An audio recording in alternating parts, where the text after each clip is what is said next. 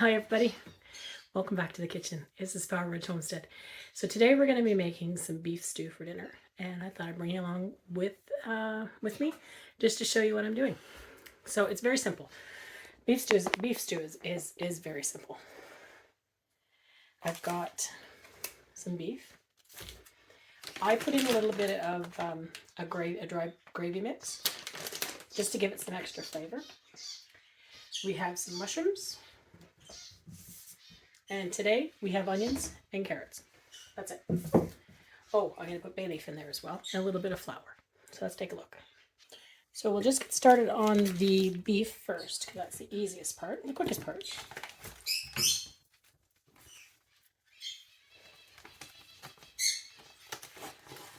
And while I was up getting the bay leaves, I have them in a plastic container, I thought I would also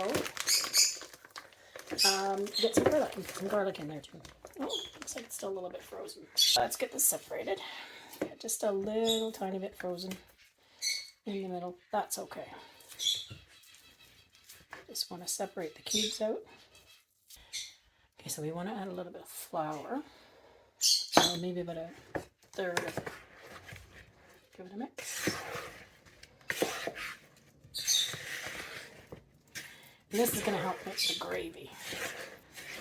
And we're going to do the same with the gravy. The dry gravy mix. Now, the dry gravy mix is really just for flavor, I find.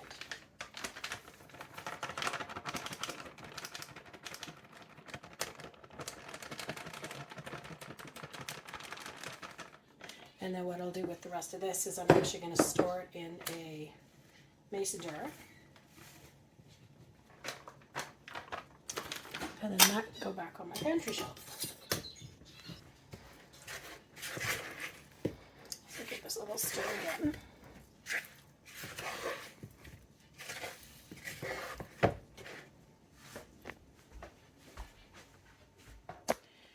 So I'm going to use a cast iron pan. I've started to preheat the oven at 300. I'll put this in here. Salt and pepper.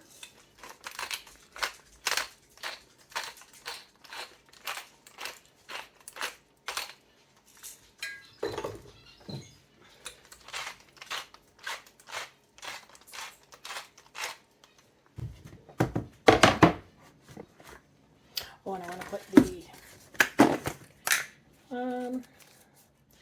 maybe 2 bay leaves in there. And then we want to cut our vegetables. So you can rinse the carrots off. These I'm not going to peel. I'm going to leave them whole, or leave them with the skins on.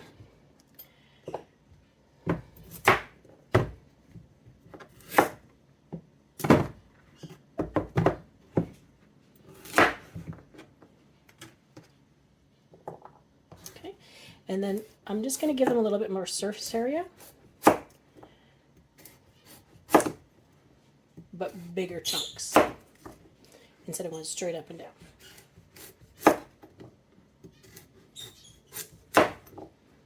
But because these will be in the oven for a little while the stew goes and the meat softens, I'm going to make them a bit chunky.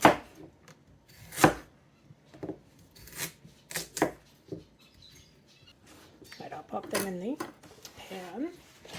Chop up some mushrooms. You just want to do it a bit chunky. Dirt on there.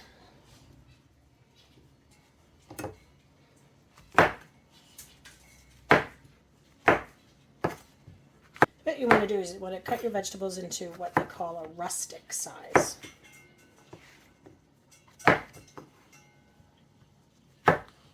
It's just to help get rid of some of the vegetables that are in the fridge too. So you can add, if you have parsnip, or if you have broccoli, cauliflower, you can add that to it.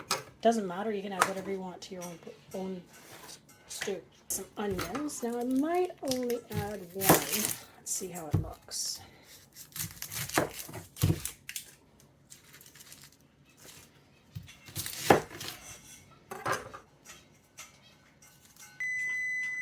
those are the oven off.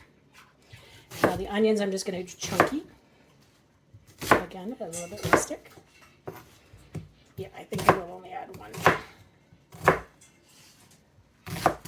And the garlic, I'm not going to mince this. I'm just going to put these in crushed. Some of them are a little harder to come off, so I'll just put them in a silicone roll. And there we go. Crush them.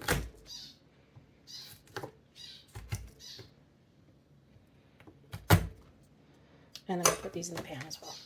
I'm also going to add some chicken broth.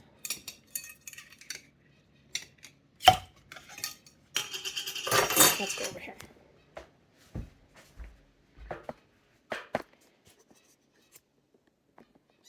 So there we go. So we got the mushrooms, onions, carrots, beef, salt, pepper, flour, and broth in there. And then I'm just going to give it a stir.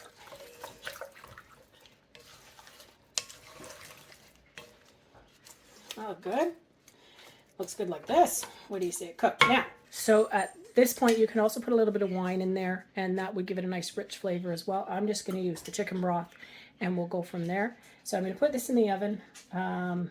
We've got probably about 3 hours before dinner, so I'm putting it at 300, and then just leave it in there, let it sit, and it'll cook away. Then I may add some potatoes to it, or I may do potatoes separately, but I think I'm going to do rice instead. So we'll just have a nice rice top for it. So there we go. All set for the oven. Good, Angus.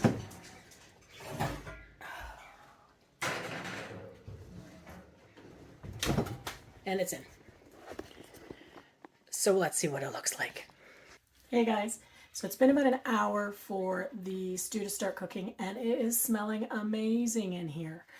I've decided that I've got some sweet potato squash that I'm going to cut up, and I'm just going to saute it. I might steam it, but I'll probably just saute it in some oil and some spices and then do that. We haven't had sweet potato squash before, so I don't know, other than the fact that it's called sweet potato. If it tastes like sweet potato, that's what I'm thinking. So let's see what we can do. We'll chop it all up and go from there. So my understanding is that you want to cut this in half. Sweet potato has, the squash itself has so much fiber in it. It's great.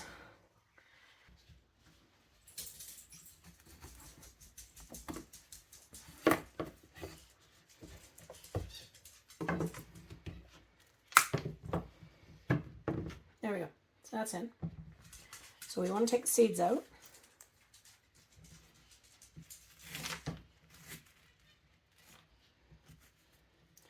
And I don't know if you can eat the skin on these.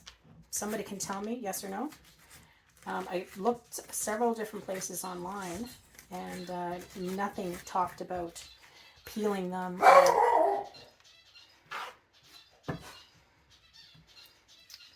Supervisor Angus is greeting the neighbors.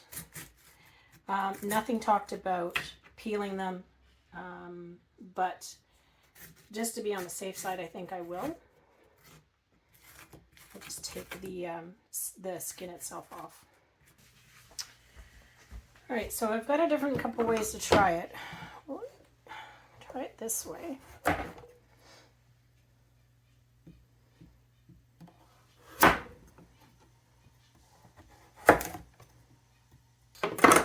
And I'm going to see if I can actually peel it. I don't know. It's pretty hard. I'm going to try and peel these.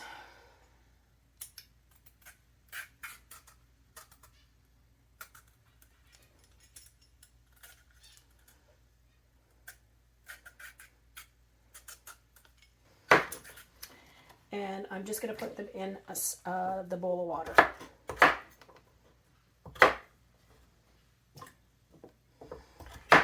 And then I think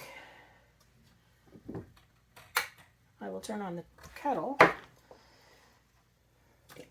And I'm going to make myself a cup of tea.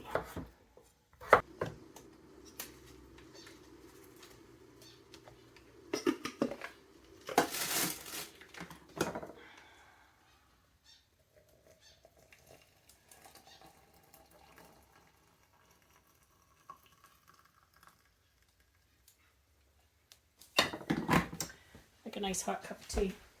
I don't like it too strong though.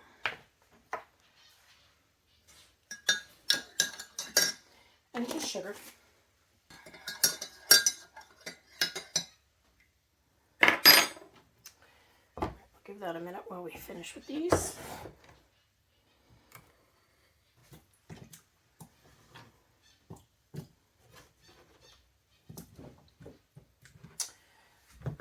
So there we go.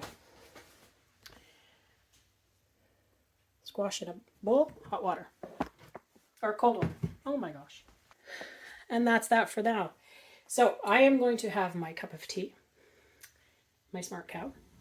And I'm going to wait. This has still got, let's see, what time is it? What did I going to say it was? 4 o'clock. It's 4 o'clock. So it's still got 2 hours in the oven. Got about another hour before I actually start, well, maybe even an hour and a half before I sauteing those. And then I've got to put some rice on as well. So we'll see you in a bit. Rice cooker's out. I'm going to put some chicken broth in instead of water. So we'll add that. And then I've just put the squash in a pan. So I'm just going to cook it on the stove. And then we may mash it up if it gets too soft. So we'll just start that now. It's just 5:39, so we got about 40 minutes, give or take. We'll see how it goes. All right, so I've put more water in with the squash, and I'll just drain it when I want to mash it. So I just took this out. Let's take a look. Oh, there we go.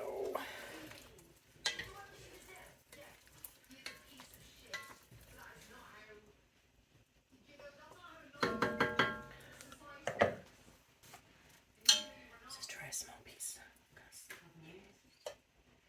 So I gotta have a small piece in there somewhere. Put the lid on to keep it warm.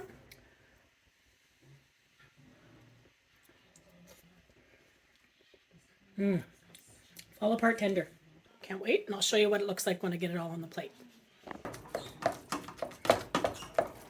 There we go. Just a little bit more pepper.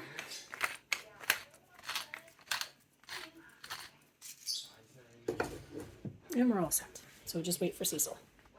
I didn't like the squash, so it's not something I would buy again. I didn't find that there was enough of a taste. Perhaps with more spices? Squash pairs well with herbs and spices like sage, rosemary, cumin, and nutmeg. Perhaps try a squeeze of lemon juice or a sprinkle of Parmesan cheese after cooking to add some zing. Have you cooked the squash before? What did you do? Let me know in the comments. So thanks for watching, everybody. I hope you enjoyed it. Please like and subscribe. And if you have any comments, I'd love to hear from you. Let me know. See you next time.